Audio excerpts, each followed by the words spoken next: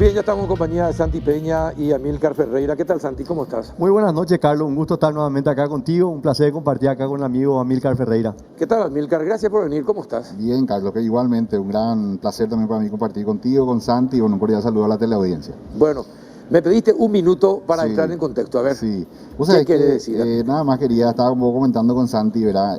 Celebro el hecho de que esta invitación y bueno, que podamos dialogar, creo que es una característica, ¿no?, en Paraguay últimamente, y estoy muy contento por eso. El otro día estuvimos con Santi en la bicameral del Congreso discutiendo el presupuesto, y él, bueno, hacía una introducción, una apertura mencionando esto, ¿verdad?, agradeciendo la invitación, y bueno, estábamos ahí, gente, obviamente pensamos en algunos puntos, tenemos opiniones divergentes, pero eso creo que no debe impedir que los paraguayos hablemos. En estos días, Carlos, en que Argentina está pasando por, digamos, un momento bastante delicado, pareciera que van rumbo a un colapso económico, yo he recibido muchas llamadas, entrevistas de medios de prensa de Argentina, por ejemplo, interesados en conocer la realidad paraguaya, ¿no? Yo les comentaba, bueno, que en Paraguay una de las características que ha permitido construir esta estabilidad es que hemos generado como sociedad un consenso alrededor de ciertas ideas básicas. Eso para ellos es algo demasiado importante, demasiado grande, digamos, porque ellos tienen lo que ellos llaman la grieta, ¿verdad?, que son, digamos, una división muy profunda en la sociedad.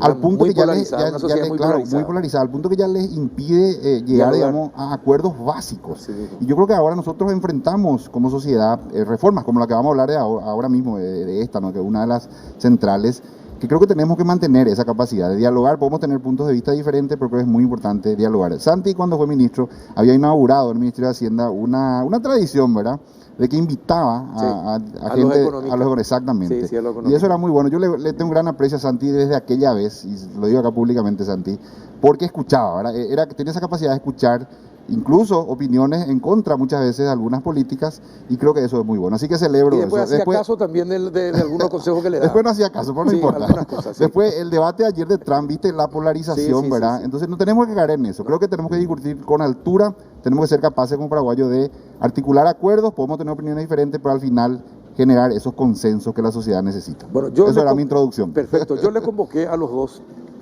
porque me parece que tenemos que instalar este tema de la reforma del IPS. Yo creo que es una de las reformas fundamentales, y me encanta saber que ustedes también piensan eso, así como tenemos que seguir discutiendo sí o sí y todos los días, si cabe la posibilidad, el tema de qué vamos a hacer con Itaipú a partir de 2023.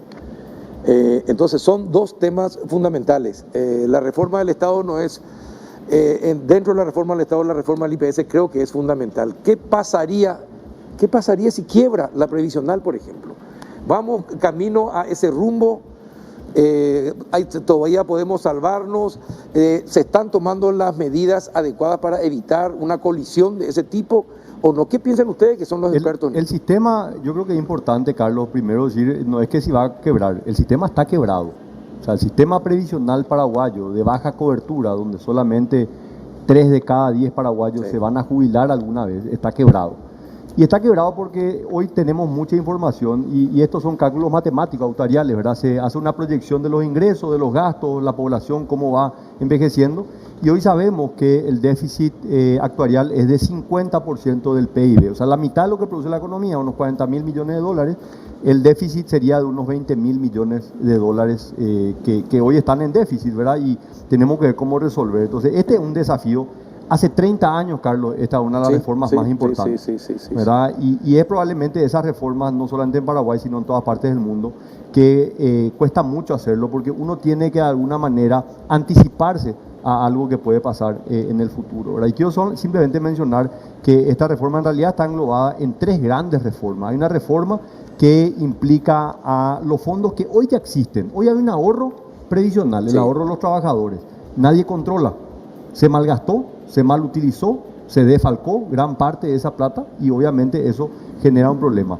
Hace falta tener alguien que controla, así como hay una superintendencia de banco, una superintendencia de seguro, tiene que haber también una superintendencia de fondos de seguridad social. Luego está el problema de la caja fiscal. La caja fiscal hoy, a partir de este año 2020, está teniendo ya un déficit de su patrimonio. O sea, no solamente ya tiene que usar el superávit de diferentes cajas, ¿verdad? Porque están los maestros, están las Sí. fuerzas militares, están los funcionarios públicos. Que son Entonces, todas deficitarias. trataba dentro de una bolsa, pero hoy la bolsa ya no es suficiente. Entonces está usando recursos desde el mes de febrero de su propio ahorro patrimonial. Entonces es un problema latente porque cada vez más impuestos se están yendo para cubrir ese déficit. Y el otro, el tema de IPS, que también tiene un problema del cálculo actuarial, tiene un déficit de cerca del 20% del PIB. Y ahí hay un problema todavía mayor, porque el IPS, que fue diseñado hace unos 60 años, en unas condiciones, un Paraguay totalmente diferente, provee servicios de salud y de seguridad social. El Fondo de Seguridad Social tiene recursos, el Fondo de Salud no tiene No recursos. tiene recursos. Entonces corremos el riesgo que se empiece a utilizar los fondos de la seguridad social para financiar los costos de salud, que son los costos latentes hoy que la gente necesita que se la atienda. Entonces, en realidad, nosotros tenemos un sistema quebrado. La pregunta es, cuanto más tiempo tardemos, más grande va a ser el costo y más doloroso va a ser en términos sociales. ¿Coincidís, Amílcar? Traje algunos números, por ejemplo, del Correcto, IPS genial. para complementar lo que dice Genial. Santi, ¿verdad?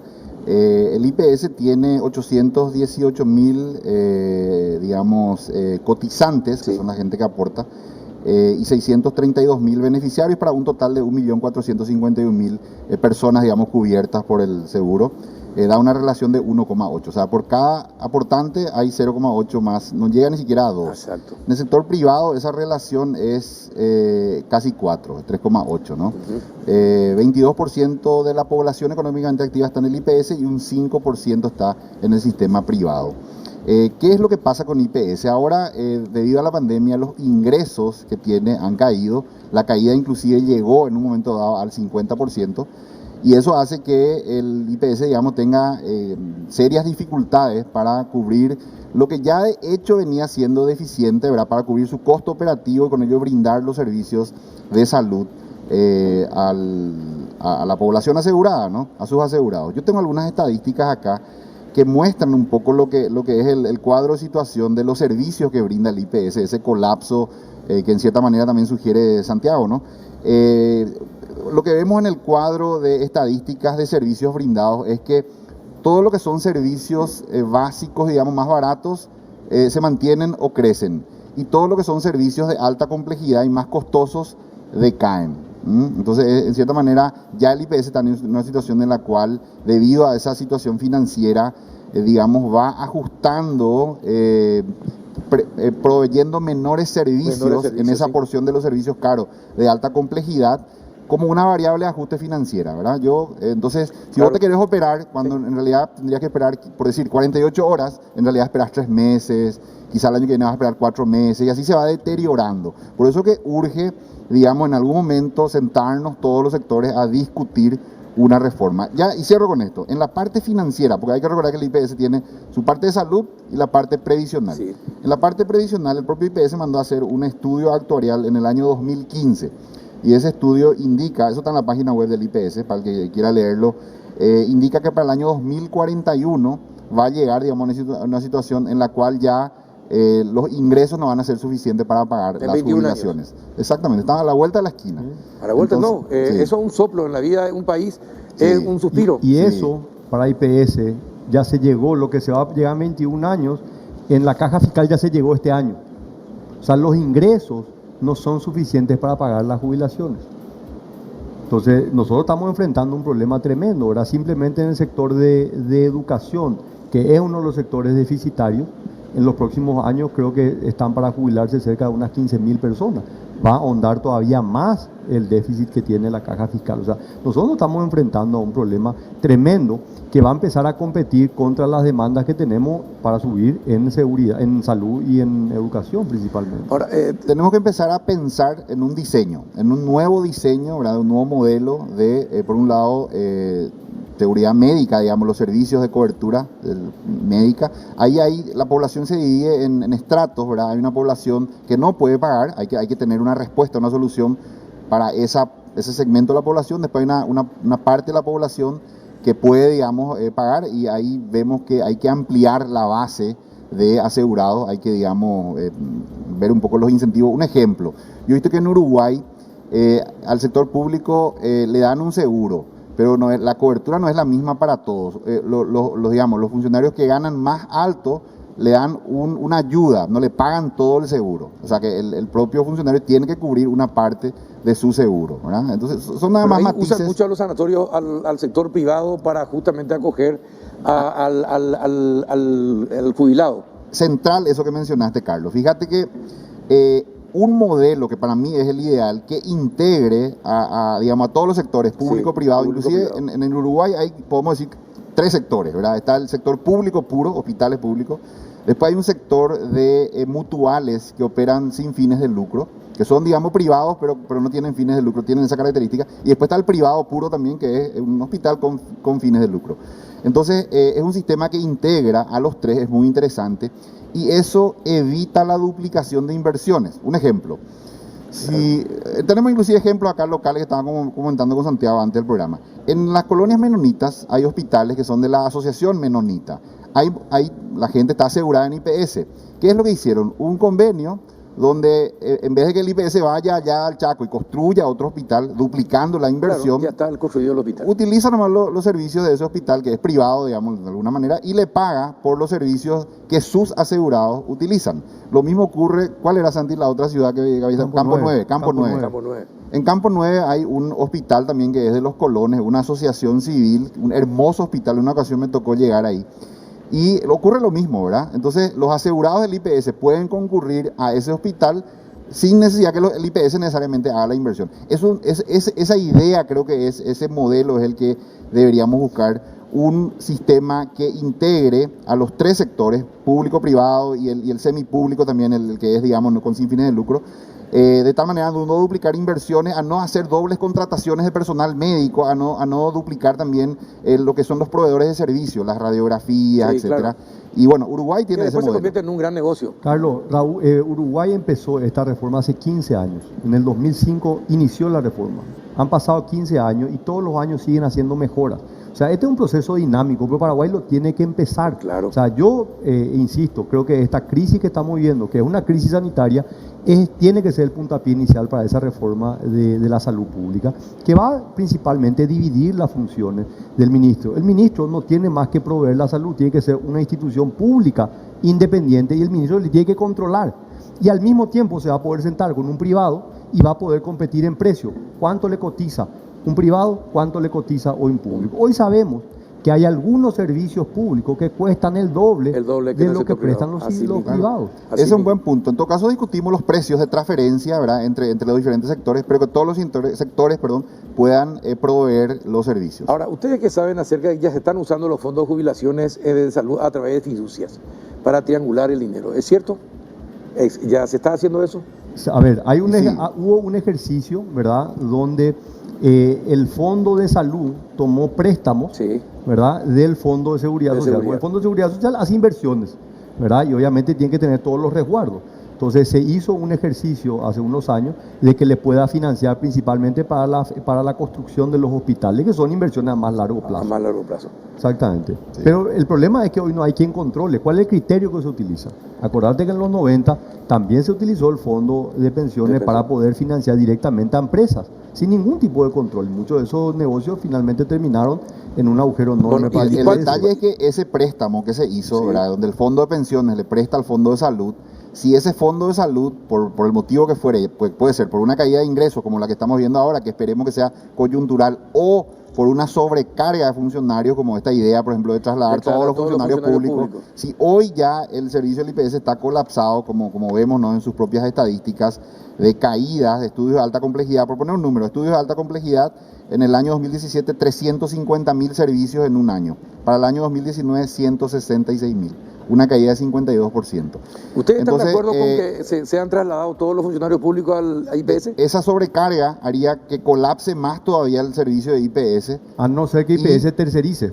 Claro, y además quizá esos préstamos, de donde el Fondo de Salud toma un préstamo, quizá no se puedan pagar. Ajá. ¿Cómo sería, yo ¿cómo sería particularmente la tercerización? Yo estoy a favor de que los funcionarios públicos vayan al IPS, que pague el Estado. A pesar por del ese colapso servicio. que puede surgir. Y yo creo que esta puede ser la oportunidad para que el IPS también empiece a ampliar un proceso que ya lo ha iniciado, que es la tercerización. En el caso de las imágenes del Hospital Ingavi hizo una licitación, ¿verdad? Y hay un operador privado que es el provee el servicio de imágenes. ¿Por qué no expandir también eso a la atención hospitalaria? ¿Por qué no atender las consultas, ¿verdad? El mismo sistema, va a haber un sistema de seguridad, de cobertura, y el IPS le va a pagar a aquel que le preste, atención. Ahí, por ejemplo, discrepamos, Sí, amistosamente. ¿por qué? ¿Verdad? A ver. Yo, como digo, el modelo uruguayo, creo que hay que dividir en primer lugar lo que es pensiones de lo que es salud. Y en la parte de salud creo que hay que permitir, digamos, que coexistan, que compitan y que se complementen el sector público y privado. En todo caso, que sea libre elección, ¿verdad? El que quiere ir a IPS, que vaya a IPS, el que quiera ir al privado. Se va a generar una sana competencia. Sí. Yo lo equiparo esto, por ejemplo, a la industria del cemento. ¿Qué es mejor para el país? ¿Que solamente la INC produzca cemento o que haya también fábricas, industrias privadas de cemento y que compitan? Claro, creo que un mercado, un mercado donde se complementan, donde por un lado el sector privado, porque pelea, ¿no?, por su participación de mercado, brindando buenos servicios, buenos productos, eso obliga al sector público también a ponerse a tono, porque de no hacerlo va a quedar fuera de mercado. Y por otro lado, una cosita más. Por otro lado, el sector público, al estar también presente en ese mercado, también genera una regulación de precios, que es también sana, para evitar que el sector privado, digamos, se ponga de acuerdo y abuse, ¿verdad? Entonces, creo que esa coexistencia puede ser muy interesante. Para mí es la mejor Pero fórmula. démosle también la posibilidad al privado, ¿verdad? Porque en realidad hoy tenemos una ley que le obliga al trabajador privado a ir a tener un seguro de IPS, pero al público le permite ir a un privado.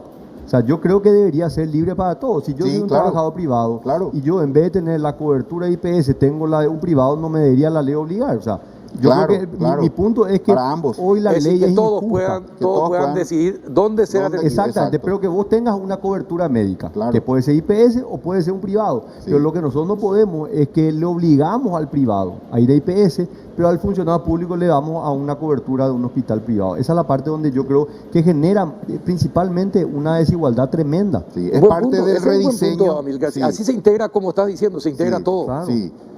Yo creo que tiene que haber una integración armónica donde ambos, tanto público como privado, puedan, digamos, competir por los cotizantes, por un lado, y por otro lado también que entre ellos se complementen con esto que decíamos al inicio, que si alguien decidió estar asegurado en el IPS, pero vive en una ciudad donde el hospital que hay es privado, que no haya problema. Eso es lo que ocurre en Uruguay. Vos podés vivir en cualquier ciudad, da igual, porque como el sistema está integrado. Pero ustedes son economistas, yo les pregunto, y como economistas que son, a ver si me contestan.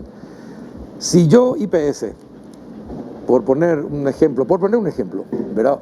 Por ejemplo, el Ingavi paga alrededor de $100 millones por imágenes. En 10 años. En 10 años. ¿Y por qué no uso esa plata y mejoro mi sistema de imágenes, todo mi equipamiento de imágenes? Yo creo que el sector privado es más eficiente en proveer esos servicios. O sea, me gustaría ver, y obviamente que haya una sana competencia. Hoy se estaba hablando la posibilidad de que el Hospital Central también pueda tercerizar las imágenes. Entonces, hoy podemos comparar cuánto cuesta el servicio de imágenes en Ingavi y en el Hospital Central. Obviamente, si el Hospital Central es más eficiente, la atención es más rápida, es menos costoso, y obviamente debería replicarse eso.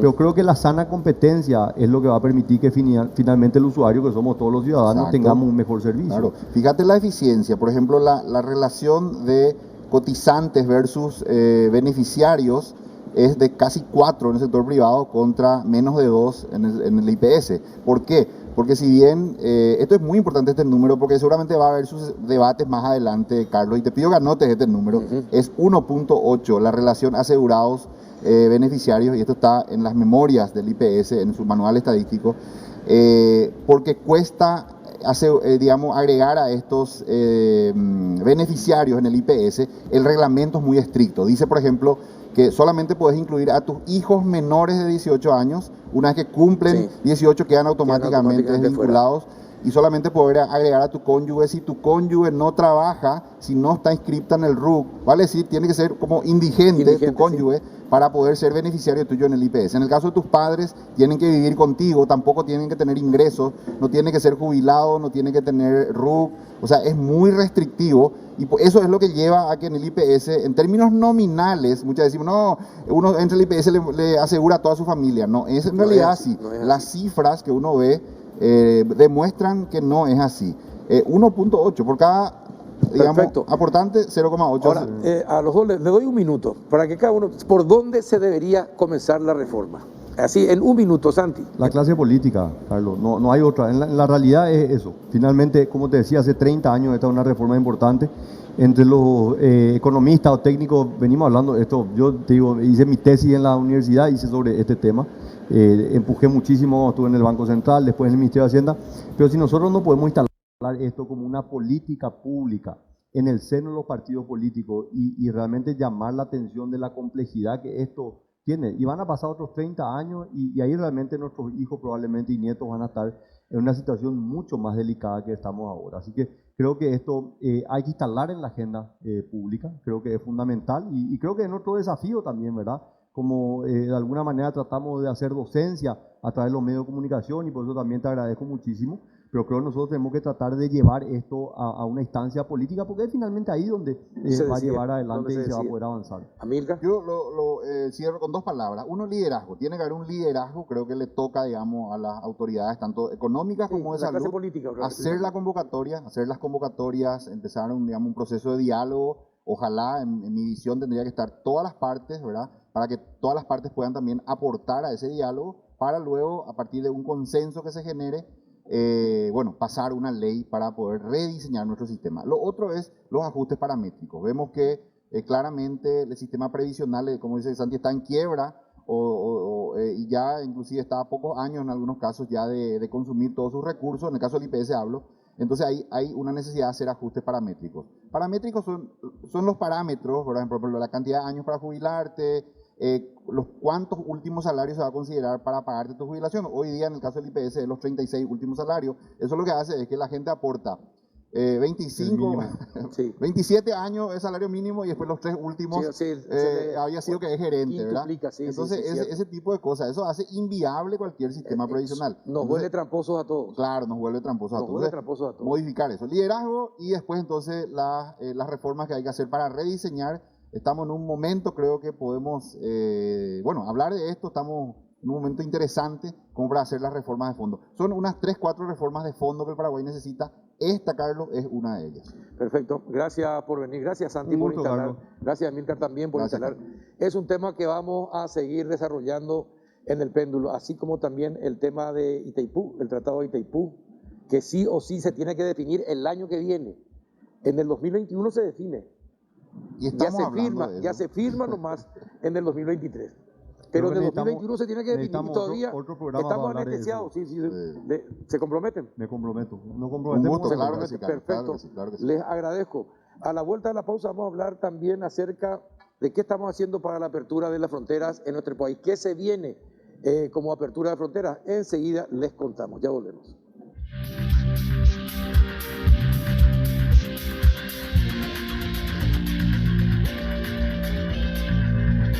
Desde hace 39 años estoy contigo en la cocina. Todos los días nos encontramos trayéndote yo todo lo mejor de mi cocina, la cocina de Sarita. Una cocina práctica, rica, fácil de hacer, sin problema, sin estrés, adaptada a los tiempos de ahora, sin muchas vueltas y mucha practicidad. No me falles, nos encontramos 12 menos cuarto en punto con la cocina de Sarita. Aquí te espero. La cocina de Sarita, lunes a viernes a las 11:45 por Unicanal.